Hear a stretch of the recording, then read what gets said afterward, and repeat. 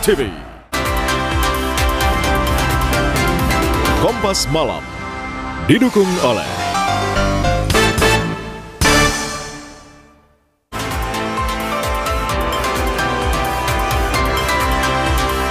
perwakilan kelompok supporter Timnas Indonesia bertemu dengan PSSI. Sejumlah tuntutan disampaikan agar Timnas bisa lebih baik.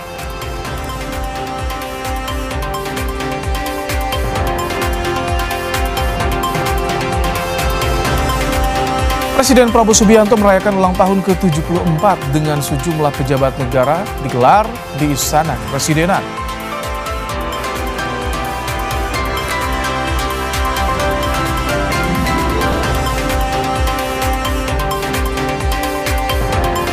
Israel melancarkan serangkaian serangan udara di Lebanon Selatan, menargetkan pabrik semen, 6 orang terluka.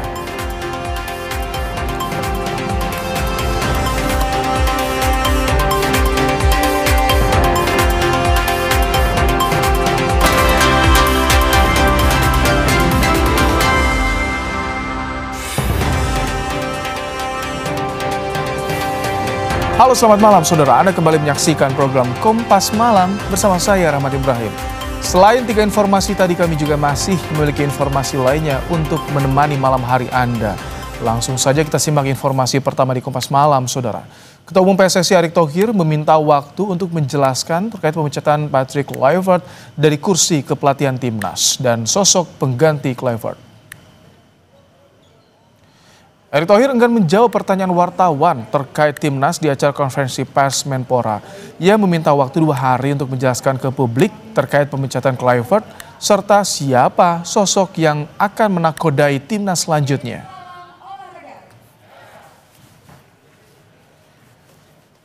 Baik, terima kasih.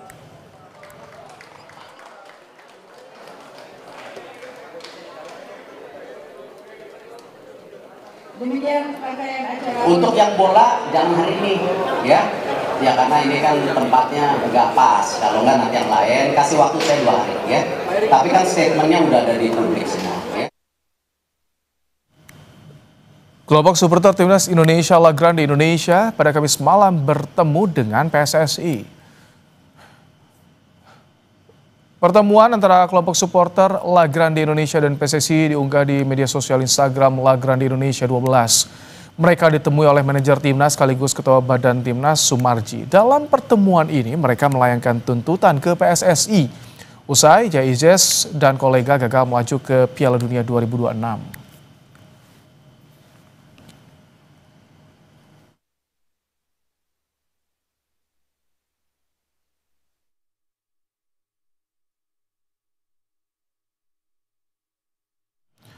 Kegagalan Timnas melaju ke Piala Dunia 2026 berdampak pada pemecatan Patrick Kluivert. Kondisi ini jadi momentum untuk kebangkitan Timnas menuju Piala Asia 2027 dan Piala Dunia 2030. Lantas, apa yang harus dibenahi oleh pelatih Timnas selanjutnya agar Timnas bisa semakin berprestasi dan lolos ke Piala Dunia selanjutnya? Sebenarnya nggak perlu banyak pemain internasional ya dari luar, tapi sebenarnya lebih baik pelatih-pelatih yang nanti ke depannya melatih tim senior itu tuh kayaknya banyak pemain lokal deh yang bener-bener siap menjadi pemain untuk ngebantu Indonesia jadi di Piala Dunia. Aja kayaknya emang harus lebih ngebangun chemistry lagi sama pemainnya, jangan kayak apa ya, jangan datang numpang famous doang gitu loh. Kayak emang harus berdedikasi buat ngelatih pemain-pemain Timnas buat jadi lebih bagus lagi ke depannya. Indonesia mendapatkan pelatih yang mumpuni gitu, yang bisa memaksimalkan pemain. Di samping itu juga kalau misalnya Indonesia ingin lebih maju Timnasnya, tidak hanya sebatas dari pelatihnya saja, tapi memang harus dibenahi dari organisasinya. Pasca pemecatan Patrick Kluivert, hingga kini PSSI belum mengumumkan siapa nakoda Timnas selanjutnya. Namun pekerjaan rumah sudah menanti pelatih Timnas yang baru. Di akun media sosial Instagram Kompas TV mengajak warganet untuk memberi pendapat soal PR untuk pelatih baru Timnas pengganti Kluivert nanti. Akun Ica Salsabila 4 yang bilang pelatih baru Timnas harus menciptakan tim dan individual yang lebih solid bekerja keras dan disiplin. Kemudian akun Bolone Petualang meminta pelatih baru mencari pemain yang mau push limit kemampuannya. Kemudian ada akun Perez Anthony yang bilang soal komunikasi. Dan akun Yanuar Putra Ender _22.01.1999 bilang target timnas Indonesia juara Piala Asia 2027 pertama kali serta target lolos ke Piala Dunia 2030.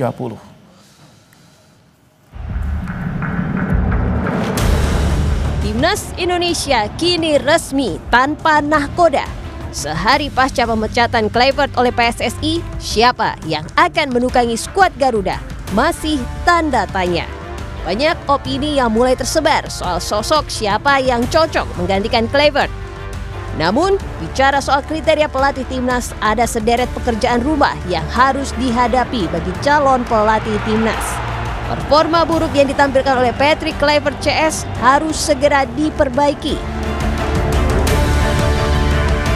Selama hampir 10 bulan membesut timnas, dari 8 pertandingan, ex-legenda Barcelona ini meraih 3 kemenangan, sekali imbang dan 4 kekalahan.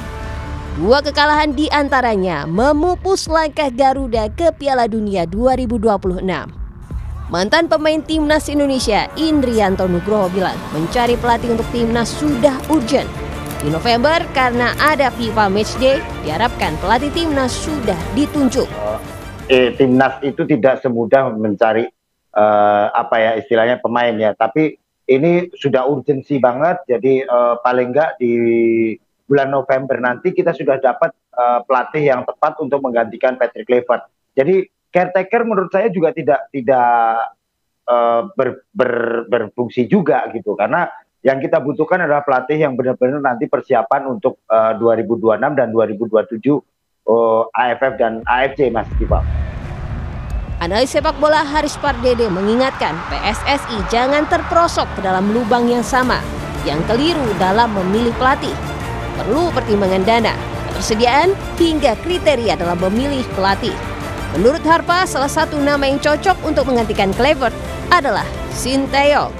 Kriterianya ada mulai dari mengenal sepak bola Asia, mengenal sepak bola apa segala macam. Tapi pertama yang jangan mesti diingat budgetnya dulu nih. Jadi jangan kita misalnya mau nyewa Jesus Casa lah, mau nyewa Mourinho lah, tapi kantong nggak cukup. Kan itu juga nggak masuk akal ya. Jadi logistik dulu. Yang kedua, kemudian availability. Ya, siapa yang lagi available nih? Oke, misalnya ada yang bagus, harganya cocok, tapi lagi ngelatih kan juga nggak bisa. Nah, baru yang ketiga adalah kriteria empiris. Misalnya cocok dengan ke sepak bola kita, mengenal dan lain-lain. Kalau saya lihat dari semua kriteria ini, sebenarnya yang ditampilkan tadi itu nggak ada, yaitu Sintayong. Kalau kita mau semua kriteria itu masuk dan logistiknya masuk, ya Sintayong. Agenda penting timnas dalam waktu dekat sudah menanti. Piala AFF di 2026 dan Piala Asia di 2027. Penunjukan pelatih timnas harus segera dilakukan PSSI agar tak mengganggu persiapan. Kualifikasi pelatih juga tak boleh main-main. Jangan sampai kegagalan seperti menunjuk Kluivert untuk timnas Indonesia kembali terulang. Tim Liputan, Kompas TV.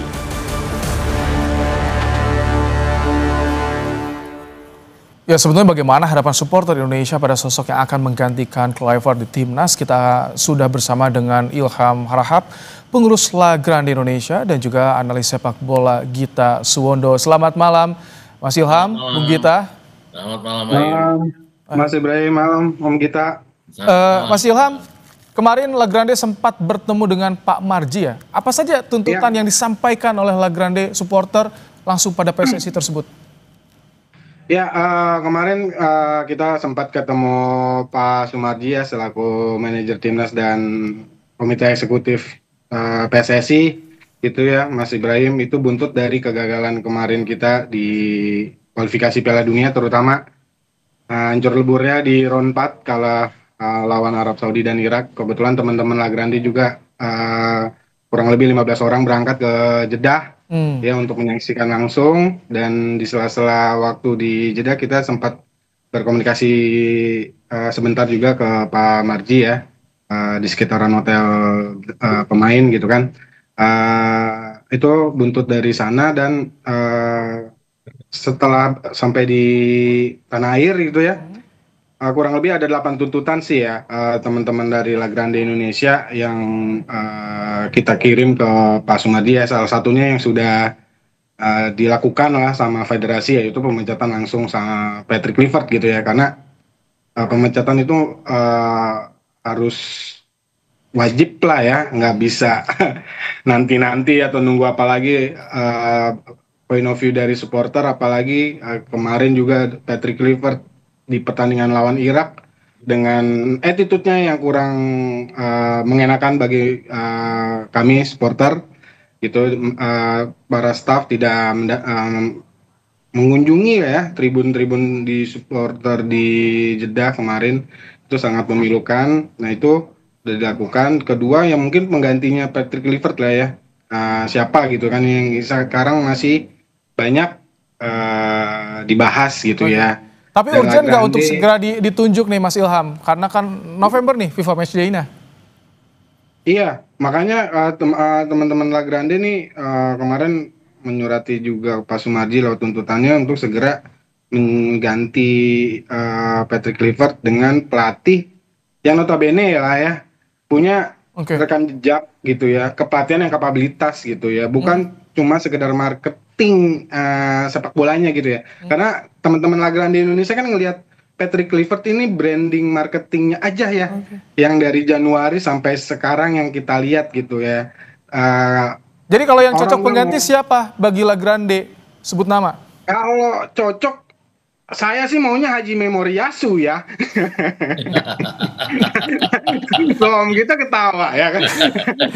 Kayaknya itu tantangannya gimana sih kalau Osaka gitu kan, itu udah jelas gitu ya. Pelatih Asia, dia tahu Asia ya, tapi kan nggak mustahil juga ya. Jepang juga kan udah targetnya udah juara dunia ya. Cuma kalau mungkin siapa nama-nama kayak Jesus Casas, Timur Kapatse, Sintayong pun kembali lagi itu juga masih bisa, karena kita juga punya memori juga lah ya ke pelatih yang dulu pernah mundur terus balik lagi, almarhum Benny Dolo, almarhum Arvid Riedel, terus Ivan Kolev. Itu pernah bolak-balik timnas, keluar masuk lagi. Dan baik. Di dunia sepak bola kayaknya hal lumrah lah. Saya ingin ke Bung Gita, ketika Kluivert dipecat, apakah Anda membaca ini juga PSSI mendengar desakan dari supporter, tuntutan dari supporter? Ya, saya sih lebih melihat bahwa PSSI itu mendengar supporter ya, ketimbang itu pemikiran mereka sendiri ya. Kalau pemikiran mereka rasa-rasanya nggak akan dipecat gitu, yang namanya Kluivert kan mereka juga bilangnya nggak dipecat, mereka bilangnya adalah mutual terminations. Jadi kayaknya seolah-olah ini ada ya, semuanya saling tidak ingin melanjutkan kerjasama lagi jadinya. Jadi saya pikir ini keputusan yang sangat baik. Nah sekarang tinggal siapa penggantinya, dan pasti PSSI, saya pikir kalau kita bicara La Grande ataupun supporter yang lain, termasuk saya sendiri, selalu berpikir Kluivert ini mau sampai kemana. Game plan yang nggak pernah ada, 4 kali kekalahan, 3 diantaranya dengan salah formasi dan salah tim, kemudian pendekatannya pada saat dia ditekan lawan itu juga nggak bisa apa-apa. Dan balik-balik lagi saya jadi jahat berpikirnya bahwa ini orang dalam hidupnya pun nggak punya game plan kan. Kalau kita lihat masalah pribadinya banyak banget gitu loh, apalagi dia harus memikirkan pertandingan yang dalam waktu singkat 2 kali 45 menit. Tapi sekarang masalahnya adalah penggantinya nanti siapa. Kalau misalkan tadi pemecatan mendengarkan tuntutan supporter, permintaan supporter, Bung Gita, kalau misalkan nanti soal penggantinya, apakah bisa juga PSSI bisa mendengar supporter? Ya biasa, harusnya sih bisa juga ya. Tapi kan supporter ini kan sekarang paling sering menjemput-jemput Sintayong. Tadi kan Ilham bilang bahwa itu biasa lah di dunia sepak bola. Cuman hanya saya berpikir bahwa sekarang ini kalau sampai Sintayong juga tidak boleh berproses lagi. Harus ada target bahwa juara AFF. Dia kan belum pernah juara AFF. Saya yakin dia bisa melakukannya. Kenapa? Karena dia juga rajin di Indonesia kan selama dia menjadi pelatih. Artinya dia harus lebih rajin menengok ke pertandingan-pertandingan kompetisi lokal. Kenapa? Karena AFF nanti yang berdekatan dengan awal musim di Eropa, kita tidak mungkin memakai Jay, kita tidak mungkin memakai Kevin Dix, kita tidak mungkin memakai Calvin Verdong, yang pasti tidak akan diizinkan oleh klubnya dari 25 Juli sampai 26 Agustus itu. Jadi mau nggak mau kita harus mengambil talenta lokal. Mungkin beberapa pemain diaspora yang bisa dilepas oleh klubnya, misalnya mereka ada di ranah level kedua kompetisi seperti itu. Tapi yang paling penting sebenarnya di November ini ada FIFA Matchday. kita kan belum dapat lawan. Nah itu federasi harus berjuang siapa yang pantas menjadi lawan. Oke. Nggak mungkin negara-negara yang sudah lolos Piala Dunia, mereka pasti berpikir untuk lebih lawan-lawan yang lebih bagus lagi ya. Kemudian Thailand, Filipina, Malaysia dan Vietnam nggak mungkin, mereka masih kompetisi untuk berjuang lolos ke Piala Asia, jadi nggak mungkin. Ya kalau kita mau ya Jordan bisa, Kyrgyzstan bisa, hal seperti itu. Ada PR-nya, jadi cari pelatih, cari lawan juga untuk FIFA matchday. Tapi jangan sampai kita lawannya China Taipei lagi. Jadi seolah-olah kita hebat, padahal kita tuh nggak hebat-hebat amat sebenarnya pada saat lawan China Taipei. Jadi. Baik, saya ke Mas Ilham. Mas Ilham, kalau misalkan sekarang nama STY menggema nih sebagai sosok yang di supporter inginkan untuk gantikan Kluivert, tapi masih pantas tidak jika kembali ke timnas? Kemudian kondisi federasi juga masih tetap sama. Kalau dari kapabilitas Sintayong sih ya masih pantas-pantas aja ya. Tapi gimana caranya federasi ini menurunkan egonya lah ya untuk kepentingan kedepannya gitu ya. Karena kalau untuk pelatih baru kan otomatis anggaran baru lagi gitu ya. Yang supporter nggak mau tuh gini sih Mas Ibrahim. Jadi nanti beban-beban anggaran ini dibebankan ke supporter dengan arti harga tiket match itu nanti akan naik lagi gitu ya. Karena dari putaran 1 sampai putaran ketiga di Gelora Bung Karno, partai kandang dari harga 150.000 sampai 750.000 itu inflasinya berapa ratus persen gitu kan. Dan itu dibebanin ke supporter gitu ya. Yang dengan alokasi yang sebesar itu. Jadi seenggaknya kalau ditunjuknya STY itu agak diminimalisir soal beban anggaran PSSI gitu.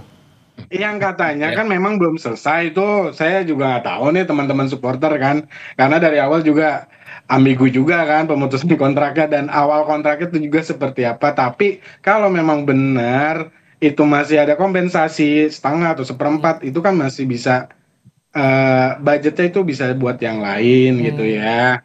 Itu sih. Oke, baik.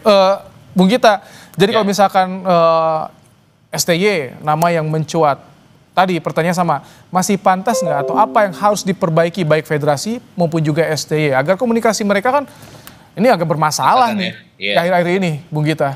Ya itu tadi gengsi yang harus sama-sama diturunkan ya, ego yang masih harus sama diturunkan. Saya juga nggak yakin akan dengan mudah STY dibujuk kembali, dan saya juga nggak yakin bahwa ketua umum federasi kita akan dengan willingly untuk menerima kembali, karena kalau kita lihat kan seperti apa ya, seperti sudah pertengkaran yang berlanjut-lanjut dengan segala macam drama, jadi nggak gampang. Kemudian tapi secara kapabilitas STY pantas, secara apa ya, secara finansial juga pasti kan ada kompensasi yang belum dibayarkan, bisa dilanjutkan di sana. Jadi saya rasa ini akan menolong pengeluaran keuangan yang tidak perlu dari federasi juga. Dan balik-balik lagi tadi Ilham sudah nyebut bahwa nanti dibebankannya ke supporter, bukan saja supporter seperti La Grande, tapi supporter lainnya juga kena kan pasti. Walaupun kalau melihat animonya sekarang kan cepet aja tiket habis dan segala macam, itu yang harus dipikirkan juga. Dan itu tadi balik lagi yang seperti saya bilang, harus ada lawan. Kan ada November 2 matchday, kemudian 2 FIFA matchday.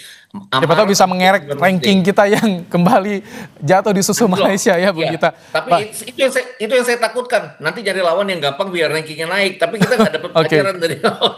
Baik, terima kasih Bung Gita untuk insight-nya dan juga Mas Ilham telah bergabung bersama kami di program Kompas Malam hari ini. Saudara, Presiden Prabowo Subianto merayakan ulang tahun ke-74 dengan sejumlah pejabat negara digelar di Istana Kepresidenan.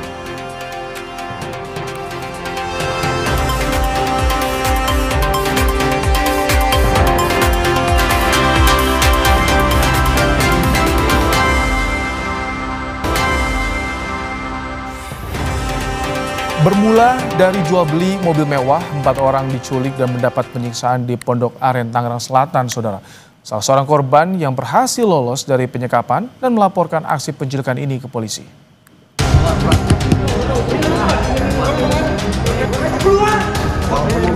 Biar bawa mobil ya. Suaminya Desi. Ini sekarang saya minta kamu balik badan. Sekarang. Enggak ada semuanya. Boleh pakai apa? Pakai titik cambuk, Bang. Pakai cambuk. Banyak di Niat hati membeli mobil mewah, namun justru berakhir petaka. 3 pria dalam video ini tak menyangka jika transaksi jual beli mobil berujung pada penculikan. Mereka disekap dalam sebuah rumah di Pondok Aren, Tangerang Selatan dan mengalami penyiksaan bertubi-tubi.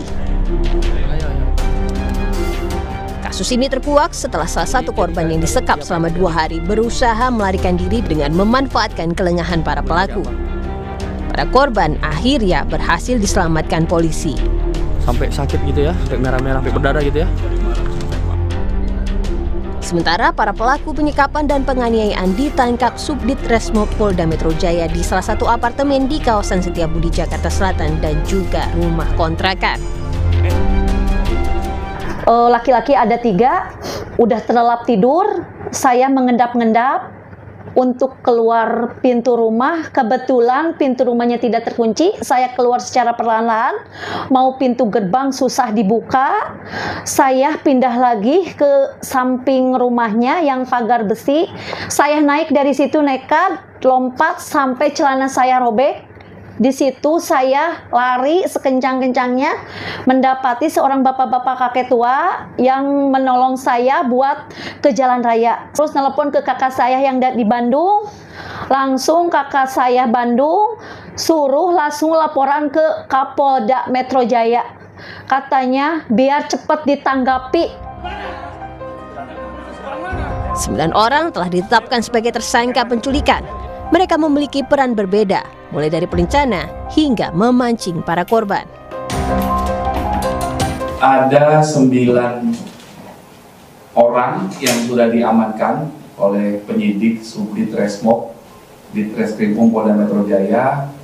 9 orang tersebut telah ditetapkan sebagai tersangka dan telah dilakukan penahanan. Itu membayar DP 49 juta dengan cara transfer ke rekening tersangka N. Kemudian saat memesan makanan,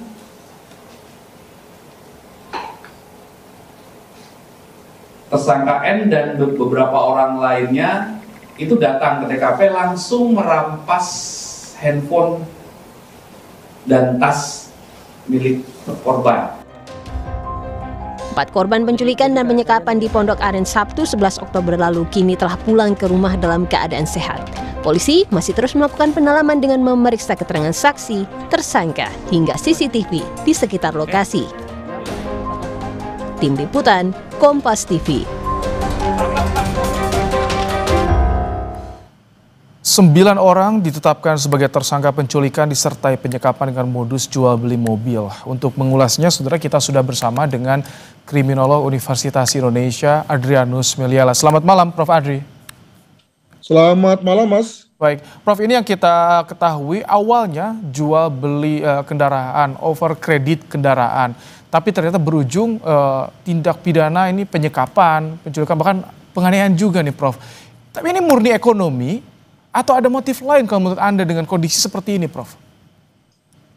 Ya, kalau dilihat dari awalnya tentu saja motif ekonomi ya, walaupun sebetulnya bisa juga kita lihat begini, yang bersangkutan korban itu datang berempat ya. Ini aja udah terlalu banyak bagi seorang pembeli mobil ya, mengindikasikan bahwa kemungkinan si korban sudah mulai ada semacam siak prasangka bahwa dia akan dikerjai gitu ya. Lalu kemudian bertemu di tempat yang umum siang hari, itu sebetulnya secara pengamanan sudah standar betul tuh, sudah bagus betul gitu ya.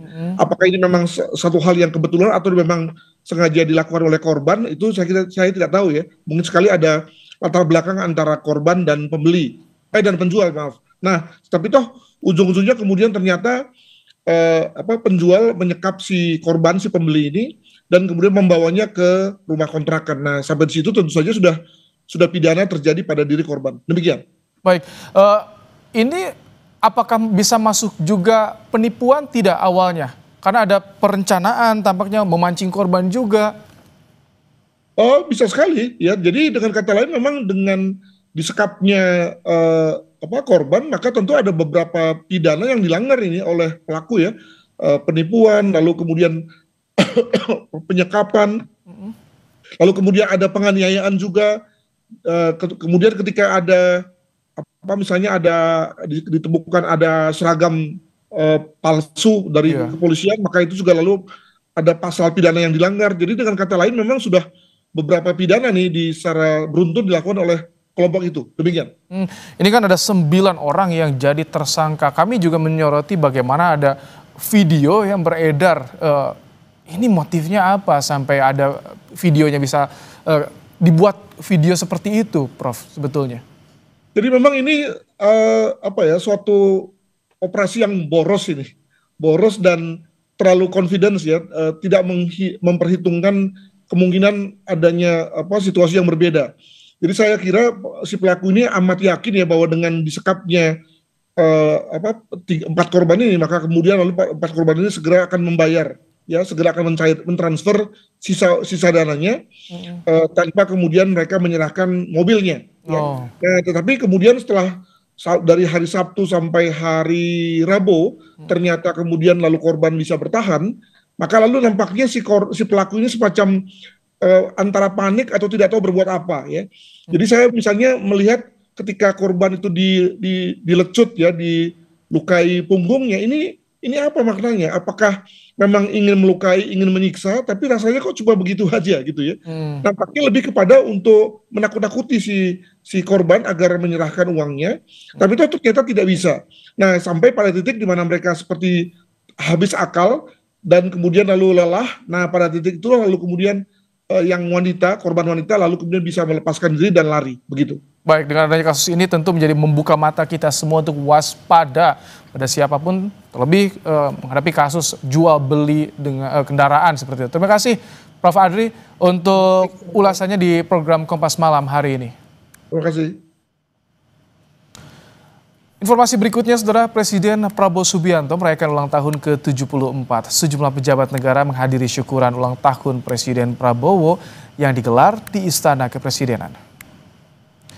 Dalam unggahan akun Instagram Presiden @Prabowo, sejumlah pejabat negara diantaranya Wapres Gibran Rakabuming Raka, Ketua Komisi 6 DPR Titi Soeharto, Ketua MPR Ahmad Muzani, dan sejumlah Menteri Kabinet. Acara syukuran diisi dengan doa bersama dan potong tumpeng. Presiden Prabowo juga menyampaikan terima kasih atas segala ucapan dan doa serta harapan yang telah diberikan.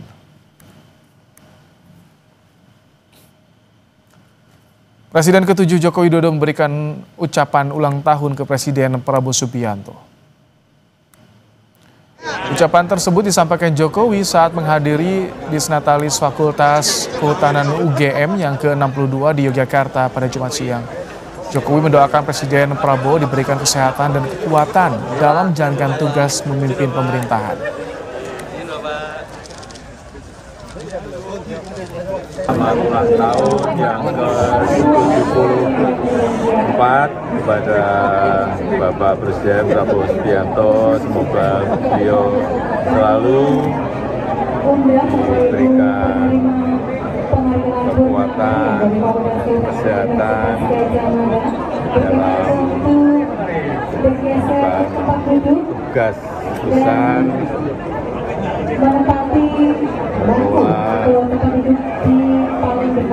pemerintahan dan negara kita. Indonesia masuk dalam daftar 27 pimpinan negara yang hadir dalam konferensi tingkat tinggi perdamaian Gaza. Apa saja yang bisa dicermati pasca penandatanganan deklarasi gencatan senjata Gaza? Ulasan Istana hadir selepas jeda.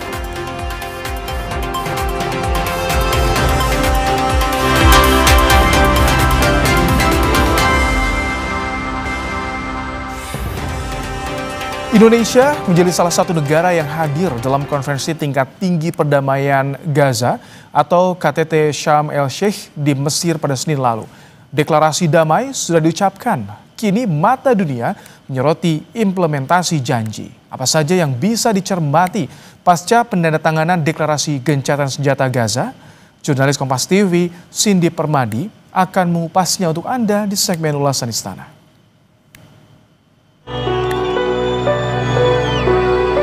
Years of suffering and bloodshed, the war in Gaza is over. Saya kira rakyat Palestina dan rakyat Timur Tengah melihat bagaimana komitmen Indonesia. KTT Perdamaian Gaza Senin kemarin harus diakui sebagai awal baru menuju perdamaian Gaza. Deklarasi perdamaian ini diteken oleh 4 negara, Amerika Serikat, Mesir, Qatar, dan Turki. Pembebasan sandera dan tahanan jadi simbol awal rekonsiliasi. Namun perdamaian bukan sekedar tanda tangan. Bagaimana kesepakatan gencatan senjata ini bisa meredam agresi yang telah mengakar lama? Saya, Cindy Permadi, inilah ulasan Istana. Indonesia masuk dalam daftar 27 pimpinan negara yang hadir dalam konferensi tingkat tinggi perdamaian Gaza atau KTT Sharm el-Sheikh di Mesir Senin 13 Oktober 2025. Menurut Menteri Luar Negeri Sugiono, kehadiran Presiden Prabowo Subianto di Mesir merupakan bentuk kepercayaan dunia internasional terhadap peran Indonesia dalam memperjuangkan perdamaian. Saya kira ini merupakan satu bentuk kepercayaan dan perhatian yang besar dari dunia internasional akan posisi dan peran Indonesia sebagai negara yang konsisten memperjuangkan perdamaian dunia, karena itu merupakan amanah konstitusi kita, dan juga konsisten berjuang untuk kemerdekaan dan kedaulatan Palestina. Presiden Prabowo Subianto pastikan terus mendorong upaya perdamaian meski gencatan senjata sudah dimulai. Indonesia siap mengirim bantuan logistik, pangan, hingga pasukan perdamaian. Dan saya ditanya oleh pihak-pihak yang merupakan pihak, katakanlah mediator kunci, ya, Amerika Serikat, dengan Turki, Qatar, Mesir, negara-negara yang langsung berurusan sama Palestina. Mereka bertanya gimana kesiapan Indonesia. Kami katakan kami siap. Kalau diminta pasukan penjaga perdamaian, pasukan peacekeeping, Indonesia siap. Meski sudah ada deklarasi, namun mewujudkan perdamaian di Gaza tak semudah membalikan telapak tangan. Pasukan militer Israel sudah ditarik mundur, namun warga Gaza masih harus melewati masa sulit, yakni kembali dari pengungsian menuju tanah airnya yang luluh lantak hingga menghidupkan ulang perekonomian. Masalah di Gaza ini cukup kompleks, tidak hanya masalah stok atau suplai bahan kebutuhan pokoknya saja. Salah satu faktor lainnya yaitu ketersediaan uang cash di Gaza yang sangat langka saat ini, dan masih banyak penduduk Gaza yang masih memilih bertahan di tempat pengungsian mereka di selatan karena mereka belajar dari pengalaman sebelumnya. Jika ceasefire itu belum benar-benar terjadi, mereka khawatir akan ada penyerangan lagi dan mereka akan susah mengungsi. Di samping itu juga untuk kembali ke, katakanlah mereka memiliki rumah di Gaza City atau di Gaza Utara, itu juga membutuhkan biaya yang cukup mahal, dan sesampai di sana kita bisa lihat sendiri kerusakan yang sangat masif. Tidak ada air, tidak ada listrik, benar-benar seperti kota mati yang tidak layak huni. Upaya kolektif masyarakat internasional diperlukan untuk memastikan deklarasi perdamaian ini ditepati secara adil dan berimbang. Apalagi dengan rekam jejak Israel sebagai pelanggar berbagai hukum internasional. Tantangan utama dari kesepakatan tersebut adalah implementasi Trump Peace Agreement yang telah dicapai sebelumnya, atau 20 poin kesepakatan itu. Oleh karenanya masyarakat internasional, terutama negara-negara Arab dan anggota OIC, perlu secara khusus menggalang upaya kolektif guna memastikan implementasi agreement tersebut secara fair dan berimbang dalam memperhatikan pertimbangan hak dan kepentingan rakyat Palestina. Jadi dalam 20 plan Trump tersebut tidak ada yang menyebutkan bahwa jaminan akan berdirinya negara Palestina ke depan. Dan itu juga disesalkan oleh banyak penduduk Palestina, baik yang ada di Gaza ataupun di tepi barat. Yang terakhir, bahwa ini sebetulnya sudah kita ketahui ya, bahwa riwayat pelanggaran international law, politik apartheid, dan pendudukan ataupun penjajahan yang dilakukan Israel itu membuat sebetulnya kita boleh pesimis. Boleh pesimis bahwa perlunya pasukan internasional sesegera mungkin untuk menjaga agar tahap 1 ini bisa berjalan dengan baik. Peran Amerika Serikat jadi salah satu faktor kunci golnya deklarasi ini. Tekanan AS dinilai efektif terhadap Israel dan Hamas. All the momentum now is toward a great, glorious, and lasting peace, and our commitment to fulfilling the 20-point plan we developed together will be the crucial foundation for achieving that bright future, and it's being worked on right now as we speak, and we're actually in stage 3 and 4. It's not going to be, just divided down so simply. We can be long advanced on some of the things that we say we're going to do. We can take them out of order in a positive way, and we've shown how it can be done with responsible nations like the people in this room, these incredible people in this room, setting aside their differences, seeking common ground, and pursuing a better world for all of us. Praktisi hubungan internasional Dina Prapto Raharja menilai, Amerika Serikat telah mengkalkulasi untung rugi dari perdamaian di Gaza. Tak hanya motif profit, Presiden AS Donald Trump juga disebut mempertimbangkan besarnya dukungan global atas two-state solution sebagai jalan keluar dari perang Israel dan Hamas. Saya kira satu, mereka punya kepentingan Amerika Serikat untuk memastikan Iran sama sekali tidak bangkit lagi ya. Kalau dilihat dari narasi yang berkembang, itu satu hal yang nggak terlalu kelihatan dibicarakan. Sebenarnya Trump juga melakukan satu upaya deal dengan Iran. Dan dengan kemarin Iran juga diserang, kemudian sekutu dari Amerika Serikat juga diserang, Qatar, pada saat perang ya antara Israel dengan Hamas sedang memuncak, itu bisa kita lihat Amerika Serikat berarti kan kemudian berhitung ya, apa saja yang harus dia pertaruhkan kalau kekerasan ini berlanjut.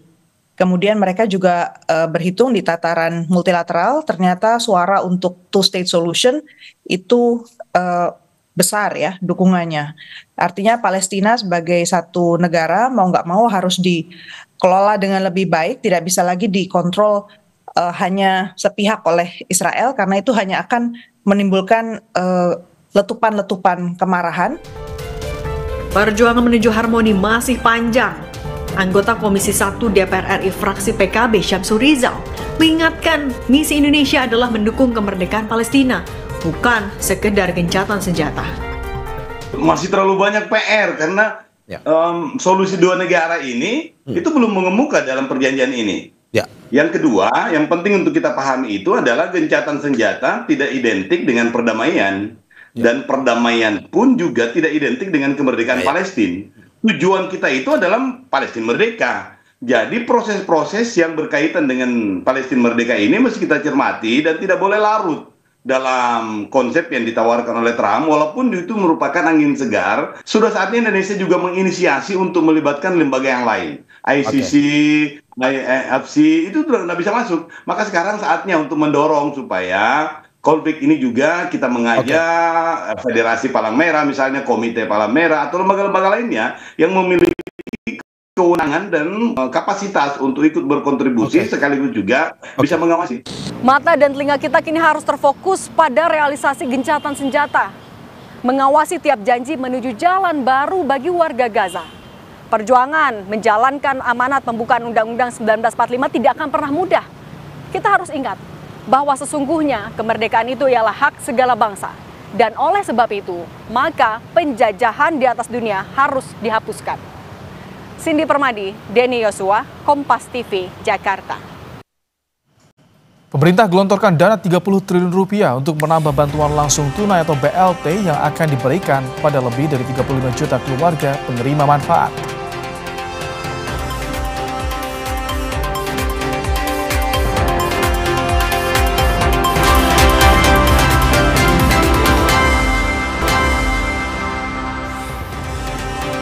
Ketua Majelis Syuro PKS Sohibul Iman menemui Menteri Pertahanan Syafri Syamsuddin.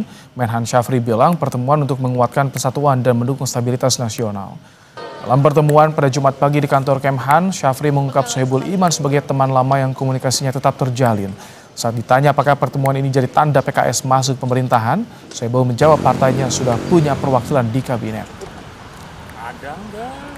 Nah ini ayo memperkenalkan perang rakyat semesta yang kita bangun dalam rangka mendukung stabilitas nasional. Jadi sekali lagi kami berterima kasih kepada Pak Sohibul Iman yang sebetulnya beliau teman lama saya. PKS ini sudah ada di kabinet. Kami punya satu menteri di kabinet, yaitu Menteri Tenaga Kerja. Profesor Yasirli itu adalah usulan dari PKS. Jadi kami sudah di dalam kabinet kalau bab itu. Terjawab ya? Karena itu tentu tidak pada tempatnya untuk ngomongin lagi, karena kami sudah ada di dalam. Pemerintah menggelontorkan dana 30 triliun rupiah untuk menambah bantuan langsung tunai atau BLT bagi masyarakat. BLT akan diberikan pada lebih dari 35 juta keluarga penerima manfaat. Menteri Koordinator Bidang Perekonomian Erlangga Hartarto bilang, tambahan BLT tersebut mampu menjangkau 140 juta orang dengan perhitungan satu keluarga terdiri dari ayah, ibu, dan 2 orang anak. Pemerintah menyalurkan BLT tersebut melalui Bank Himbara dan PT Pos pekan depan untuk rentang waktu Oktober hingga Desember. Langkah ini menjadi salah satu paket stimulus ekonomi pemerintah untuk rakyat. Ini Bapak Presiden minta menambahkan bantuan langsung tunai ini yang akan diberikan pada bulan Oktober, November, dan Desember 2025 dan akan diterima oleh 35.46.783 keluarga penerima manfaat. Penyalurannya akan dilakukan segera, akan melalui Himbara yang untuk 18,3 juta dan ini akan langsung diberikan mulai minggu depan, dan juga yang 17,2 juta melalui PT Pos. Israel melancarkan serangkaian serangan udara di Lebanon Selatan, menargetkan pabrik semen, 6 orang terluka.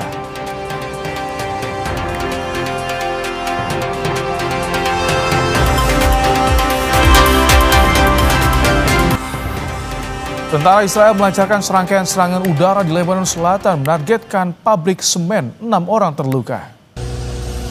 Serangan ini memicu ledakan dan mengakibatkan 6 orang terluka.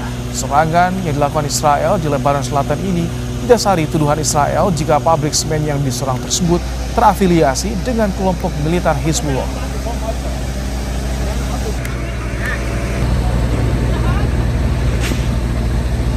Informasi tadi jadi penutup Kompas Malam hari ini. Jangan lupa cukupi kebutuhan air mineral Anda setiap hari dan rasakan kesejukannya. Saya Rahmat Ibrahim. Terima kasih. Sampai jumpa.